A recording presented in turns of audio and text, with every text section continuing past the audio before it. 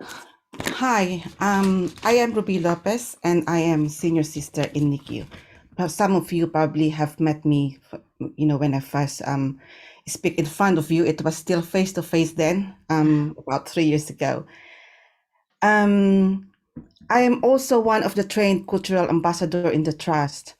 In my 3 years tenure as cultural ambassador in this trust, I have worked with a lot of people, met remotely to learn, discover and identify ways to tackle inequalities, and share within our network.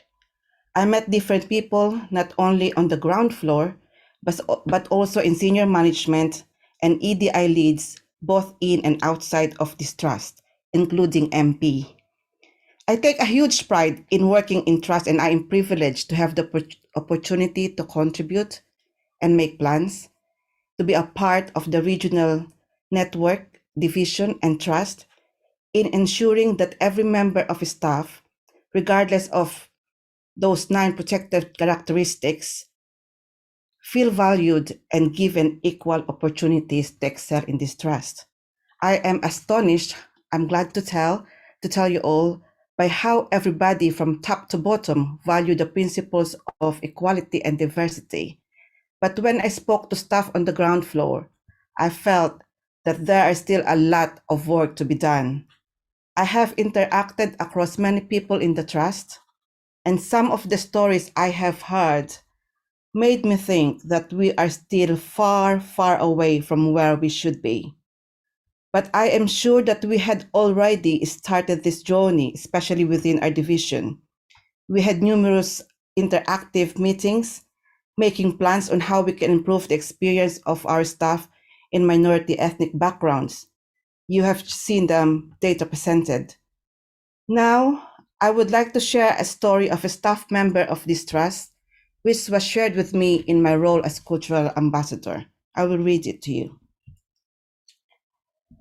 I worked for years with minimal time off.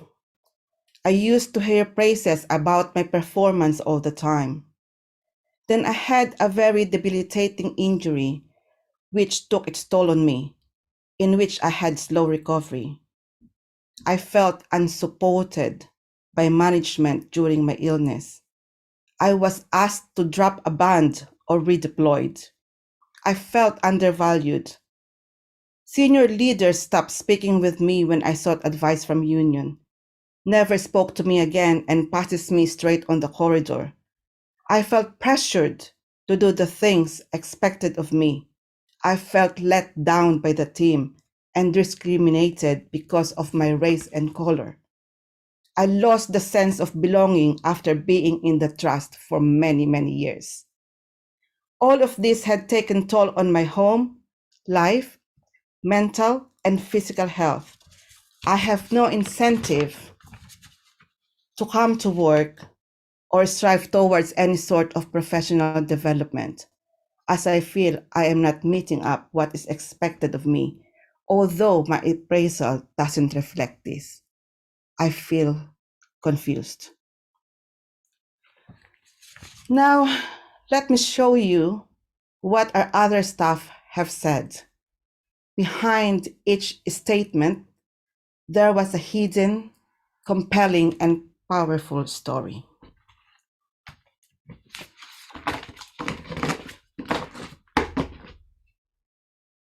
Can you see?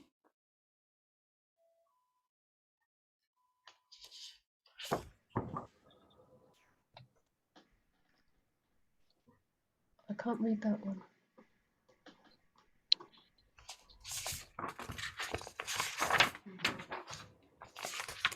It might help if you just go into speaker view and then you'll be able to read the slides very clearly that Ruby's showing everyone. Yeah.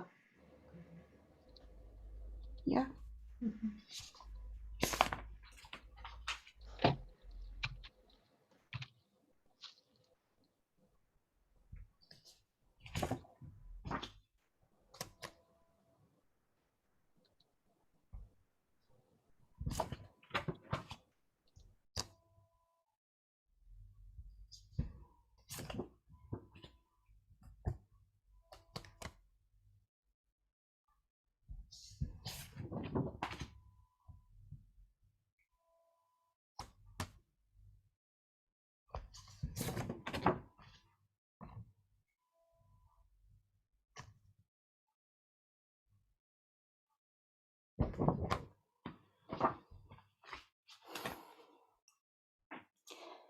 Now, let me share you my own story.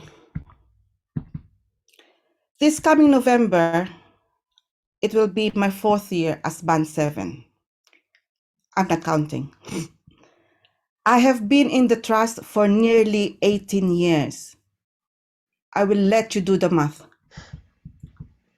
How long I've been stuck before I got promoted. I was the first Filipino Asian Band 7 in NICU, even though there were Filipinos who were here years before me. On my first interview, I made a fool of myself. It was humiliating. I had no experience of going to an interview in a foreign country. I did not know what to expect. I was not aware that I have to speak to certain people. No one informed me way ahead of time. It was only when I was told, I am worried that you are not speaking with me about your application. And I was like, but you are going to be in the panel, aren't you? Yes, you can still speak to me. And I said, what do I ask? I have no clue. One of the band servants' advice to me was I can look at my notes during my interview because the panel will understand that I am nervous. During the interview, I mental blocked. And remembering that advice, I looked and was frantically searching in my notebook. Of course, she didn't mean it that way. She didn't mean that I will search for the answers in my notes. I blame it on my understanding of the language. I was upset that I didn't get the job because, in my belief, I had more experience and more qualified than those who got it. I was asked to get feedback, but I was so devastated. I said, if my experience didn't count, I'm not going to apply ever again. I lied, obviously. But the second time, I'm sure whoever was on that panel will say I nailed it. Why? Because I knew then what to expect during the interview. I was very well supported. A plan was made so I can get the experience I needed to get the promotion, including interview techniques. Same support was offered to the other 2 BAME members of our staff who successfully secured Band 7 post after me. As of present, there are 4 BAME Band 7 within our team, 2 Filipinos, 2 Indians. That is a milestone from the unit's history. And there's a couple or few more in the pipeline. Given the same opportunities and support, I am sure they will soon be joining the team. But do we stop there?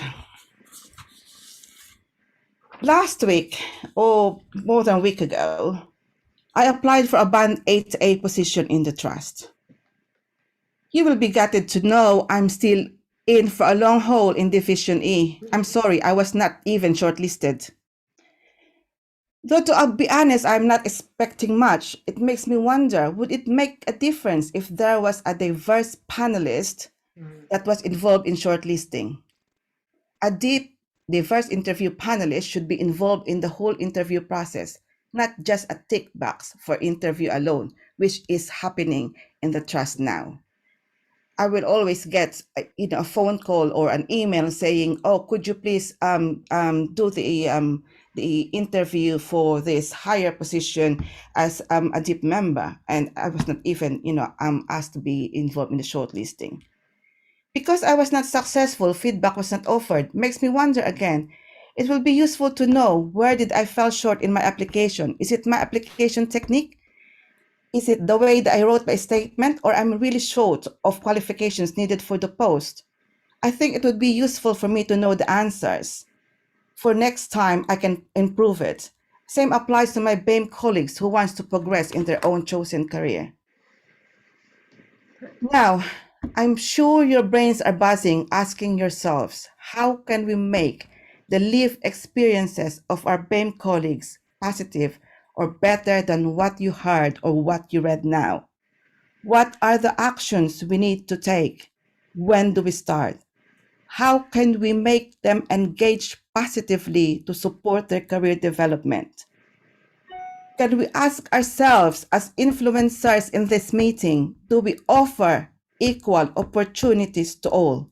What can we do more to understand each other's culture? Thank There's you, still a Ruby. lot of work to be done, needs to be done. I myself would like to do more, but there are challenges and barriers. If we want to make a difference, we need to start acknowledging the problems and take down those barriers, as you have seen from the slides. It only works if we work it. Someone needs to pull the plug and say, the time to start is now. Thank you.